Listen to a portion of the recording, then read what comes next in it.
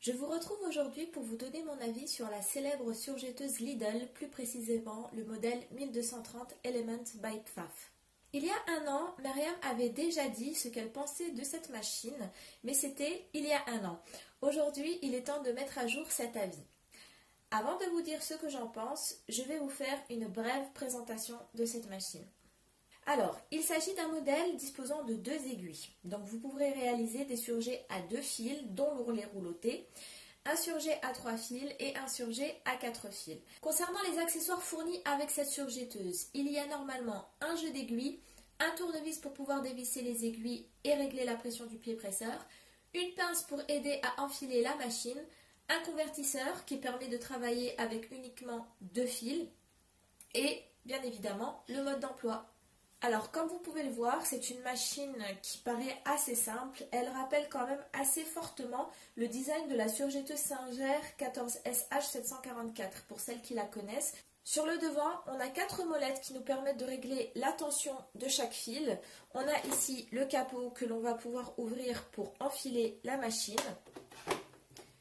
Et vous avez également ici une petite molette qui vous permet de régler la largeur de votre point. Sur le côté de la machine, on a un bouton pour régler la longueur du point, un volant qui nous permet de descendre et de relever les aiguilles, un bouton qui nous permet de régler la vitesse de l'alimentation différentielle, un interrupteur pour éteindre et allumer la machine, et une fiche ici pour pouvoir mettre notamment la prise de courant et la pédale. Aussi, cette machine dispose du bras libre. Quand elle est en bras libre comme ceci, c'est beaucoup plus facile pour faire tourner le tissu autour de la machine. Donc ça va nous permettre de faire parfaitement les bas de pantalon et les manches. Alors, j'ai terminé la présentation brève de cette surjetteuse. Cette vidéo n'est pas faite pour vous montrer comment cette machine fonctionne. Ici, je vais simplement me contenter de vous donner mes avis positifs et négatifs afin de vous dire clairement ce que j'en pense après plusieurs utilisations de cette surjetteuse. Donc, on commence tout de suite avec les points positifs de cette machine. Le premier point positif, c'est bien évidemment son prix. Actuellement, elle est à 159 €, alors qu'il y a un an, on l'avait achetée au prix de 139 €. Alors ça me paraît un petit peu bizarre que Lidl ait augmenté son prix comme ça de 20 €. Je vous avouerai que je ne sais pas trop pourquoi. Alors est-ce qu'ils ont amélioré cette surjetteuse ou pas? Ça, je n'en sais rien. Mais malgré tout, ça reste quand même une surjetteuse à bas prix. Je crois même qu'elle est la moins chère du marché et ayant quand même un rapport qualité-prix assez correct. Il peut même vous arriver de la trouver encore moins chère lorsque Lidl fait des déstockages dans certaines villes. Une amie à moi a réussi à l'avoir, je crois, aux alentours de 50 ou 60 € dans un de ces fameux déstockages. Également, vous pouvez la trouver sur le Bon Coin, en état neuf et encore sous garantie aux alentours de 100 €. Aussi, vous avez une garantie de 3 ans. Alors, je n'ai pas d'avis à donner sur le service après-vente. Pour le moment, je n'ai jamais eu besoin de les appeler. Quoique, je pense que je vais bientôt avoir affaire à eux car j'ai un petit souci sur cette machine dont je vous ferai part dans les avis négatifs d'ici quelques minutes. Mais dans tous les cas, je pense qu'il doit y avoir un voire plusieurs Lidl dans toutes les villes de France ou à proximité. Donc si jamais vous avez un problème, je pense que vous n'aurez pas trop de difficultés à trouver un magasin rapidement. Par contre, ce que j'ai lu sur la notice, c'est que le siège social du service après-vente se trouve aux Pays-Bas. Alors je ne sais pas si on a un souci, est-ce que l'on doit appeler directement Lidl ou est-ce que l'on doit appeler le numéro qui se trouve aux Pays-Bas? Si vous le savez, dites-le nous en commentaire, je pense que ce serait utile. Alors l'autre point positif, c'est que c'est une machine qui est très populaire. Je pense que toutes les couturières connaissent cette machine. Soit elles la possèdent, soit elles ont quelqu'un dans leur entourage qui dispose de cette machine-là. Donc si vous avez un souci, je crois que vous n'aurez aucune difficulté à trouver une réponse vu le nombre de personnes qui font de la couture et qui ont déjà investi dans cette machine. Alors maintenant, on va attaquer tout de suite les points négatifs concernant cette machine. Alors, le premier point négatif, ça va être que l'enfilage est un petit peu plus compliqué sur cette machine que sur d'autres que j'ai pu tester. Alors, je vais vous expliquer ça tout de suite. On va ouvrir le capot. Pour celles qui connaissent déjà la surjetteuse, ce que je vais vous dire ne va pas vous paraître compliqué. Pour les autres, je vais essayer d'être le plus clair possible. Dans une surjetteuse, on doit enfiler 4 fils. Alors, vous voyez ici, on a des codes couleurs. Donc, chaque code correspond à un fil bien précis. Donc, ici, c'est le fil du boucleur supérieur. Ce fil-là ne pose aucun problème. Vous n'avez qu'à suivre les petites marques rouges et vous pouvez l'enfiler vraiment très rapidement. Là où on va avoir un petit problème, ça va être pour enfiler le fil du boucleur inférieur. En fait, le fil du boucleur inférieur, à un moment donné, on va devoir le rentrer dans la surjetteuse pour le faire passer à l'arrière. Et dans d'autres machines, vous avez un petit levier ici qu'on va simplement tirer. On va passer le fil dedans et on va pousser le levier et le fil va se mettre automatiquement. Sur cette machine, ce n'est pas le cas. On va devoir faire cette manipulation entièrement à la main. Donc, il va falloir se débrouiller pour faire pousser le fil à l'intérieur de la surjetteuse. Alors, les premiers temps, c'est vraiment galère, je le dis, pour le faire. Moi, j'ai dû m'y reprendre plusieurs fois pour le faire correctement. Une fois qu'on a compris le truc, ça va tout seul. Mais là, je trouve vraiment que c'est dommage et je crois qu'il y a beaucoup de personnes qui ont ce problème avec ce fil du boucleur inférieur, donc le fil jaune ou le fil orange ici. Je crois qu'il pose vraiment beaucoup de problèmes pour pas mal de personnes. Le deuxième problème concernant l'enfilage de cette machine, ça va être l'enfilage des aiguilles. À un moment donné, il va falloir faire passer les fils dans les chats d'aiguilles ici. Et on a cette partie-là qui va nous empêcher de travailler correctement. Donc cette partie appartient au couteau mobile. Et vraiment, le fait de l'avoir mis là, j'ai pas trop compris pourquoi, parce que vraiment, ça va nous empêcher en fait d'enfiler notre fil correctement. Aussi, si on va vouloir dévisser les aiguilles, ça va être aussi très délicat de remplacer les aiguilles avec cette partie qui nous gêne. Donc on a vraiment deux gros problèmes avec l'enfilage sur cette machine. L'enfilage du boucleur inférieur qui est un petit peu laborieux et puis l'enfilage des aiguilles ou le dévissage des aiguilles qui est un petit peu difficile avec cette partie-là de la machine. L'autre point négatif, ça va être la désactivation et l'activation du couteau. Sur d'autres surjetteuses, vous n'avez qu'à appuyer sur un bouton et le couteau s'active ou se désactive automatiquement.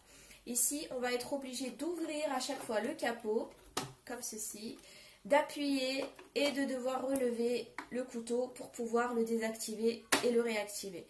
Franchement, je trouve ça un petit peu gênant quand je sais que sur d'autres surjetteuses, vous n'avez qu'à appuyer sur un bouton pour pouvoir faire cette manipulation. Alors, l'autre point négatif concernant cette machine, ça va être le mode d'emploi. Le mode d'emploi, pour moi, il est vraiment pas bien expliqué du tout. Alors certes, il est quand même assez détaillé. Vous avez des photos qui sont quand même assez explicatives. Vous avez des tableaux de réglage. Bref, je trouve quand même que ça reste quelque chose d'assez détaillé. Par contre, pour les débutantes, pour les personnes qui n'ont jamais eu de surjetteuse de leur vie, les photos, elles sont vraiment pas claires du tout. Elles sont pas nettes du tout. Donc du coup, si vous voulez vous repérez uniquement avec le manuel pour pouvoir enfiler votre machine, ça va vraiment être un petit peu galère, je pense, parce que les photos, elles sont vraiment pas claires. Alors l'autre point négatif concernant cette machine, c'est qu'il n'existe pas de bac à déchets. Pour celles qui connaissent déjà les surjetteuses, celles qui n'ont jamais eu de surjetteuse vont apprendre quelque chose. Sachez que la surjetteuse crée énormément de déchets. Quand vous allez couper votre tissu, vous allez avoir plein de chutes de tissu qui vont se mettre partout. Vous allez vraiment avoir un plan de travail qui va vite être plein de saleté. Et du coup, le fait d'avoir un bac à récupération de déchets est vraiment très pratique. Et le problème, c'est que je crois qu'il n'est pas possible de rajouter un bac de récupération à déchets sur cette machine. Sur d'autres machines, vous ne l'avez pas, mais c'est tout à fait possible d'emboîter un boîtier en l'achetant séparément. Mais vous pouvez très bien acheter un autre type de bac à récupération à déchets que vous pouvez emboîter sur votre plan de travail, que je vous mets en photo. Donc, on va dire que c'est un problème qui est un peu embêtant, mais vous pouvez quand même le résoudre. L'autre point négatif concernant cette surjetteuse, c'est que c'est une machine qui n'est pas en vente toute l'année. Lidl la sort, je crois, 2 voire 3 fois par an maximum. À l'heure actuelle, je ne sais pas pourquoi est-ce que Lidl fait ça. Il y a quelques années, on pouvait se dire oui, c'est l'affaire du siècle, si on ne l'achète pas, on va rater une surjetteuse à très bas prix. À l'heure actuelle, vous pouvez avoir des surjetteuses qui coûtent certes un tout petit peu plus cher, peut-être 200 ou 220 euros, mais vous pouvez avoir une surjetteuse quand même à un prix qui n'est pas excessif et qui fait un travail tout aussi bon, voire mieux. Je trouve ça dommage que déjà que Lidl ait augmenté son prix de 20 euros et de continuer à la faire sortir comme ça que quelques fois par an en nous faisant croire que c'est l'affaire à ne pas louper. Donc voilà, si vous voulez une surjetteuse assez rapidement, c'est vraiment pas le bon plan parce que vous devez attendre à chaque fois que Lidl sort cette fameuse surjetteuse pour pouvoir vous la procurer. Alors, on va attaquer un point qui je pense est le plus important et celui qui vous intéresse le plus, c'est concernant la qualité de cette machine. Alors, concernant la qualité, je suis un petit peu perplexe parce que cette machine a été utilisée dans une association où j'allais pendant plusieurs années et je n'ai constaté aucun problème. C'était une machine qui tournait, qui marchait pratiquement tous les jours et il n'y avait aucun souci.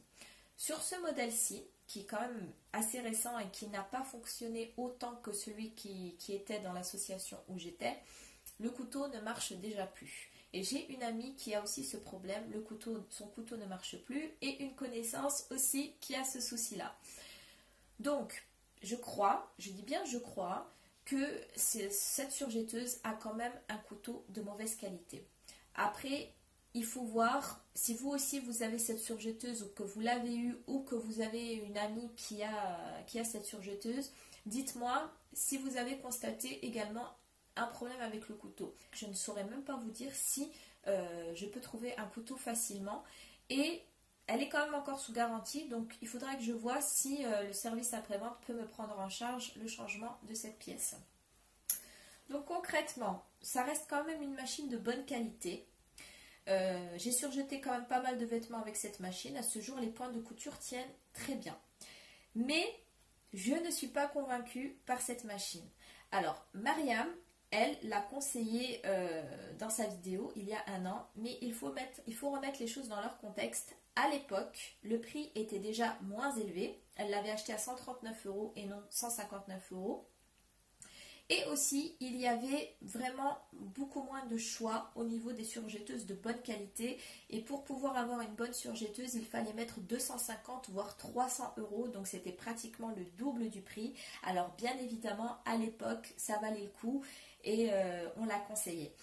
Maintenant, avec la concurrence qu'il y a, surtout que je vais vous donner un bon plan, sachez que les concurrents de Lidl font de très bonnes promotions sur leurs surjetteuses au moment où ils savent que Lidl va sortir la sienne justement. Donc vous pouvez avoir une machine pratiquement au même prix ou alors vous allez rajouter peut-être 40 ou 50 euros de plus.